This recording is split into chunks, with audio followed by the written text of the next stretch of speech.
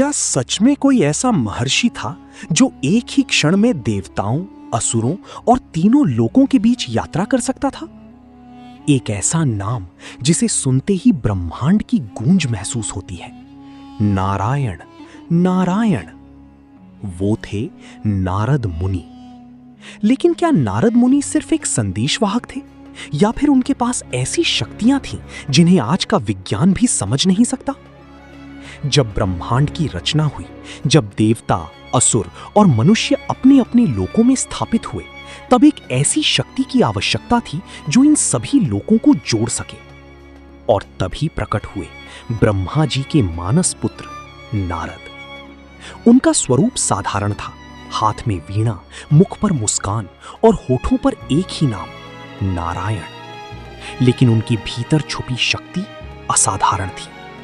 कहा जाता है कि नारद मुनि के पास मनोगति की शक्ति थी, यानी वे अपने मन की गति से भी तेज किसी भी स्थान पर पहुंच सकते थे।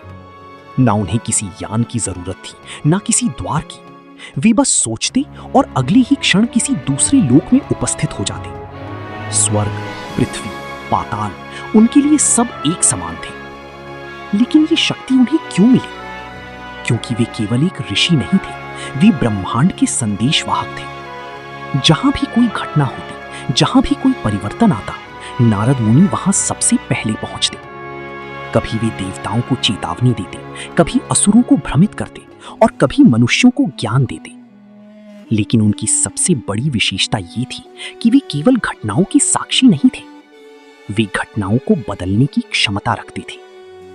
कई बार ऐसा हुआ कि उनके एक छोटे से वाक्य ने पूरी दुनिया की दिशा बदल दी। कुछ लोग उन्हें कलहप्रिय कहते हैं। कहा जाता है कि उनकी वीणा की ध्वनि से देवता प्रसन्न हो जाते थे और असुरों की शक्ति कमजोर पड़ जाती थी। लेकिन सबसे बड़ा रहस्य यह है, क्या नारद मुनि आज भी जीवित हैं?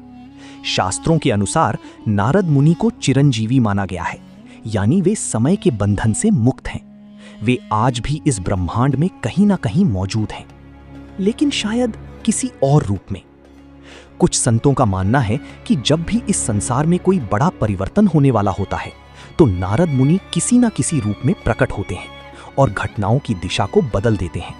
कभी एक साधु के रूप में, कभी एक यात्री के रूप में और कभी एक अनजान व्यक्ति के रूप में।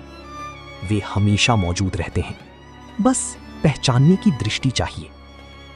तो अगली बार जब आपको कहीं से नारायण, नारायण की ध्वनि सुनाई दे, तो एक बार रुककर सोचिए, क्या वो सिर्फ एक आवाज है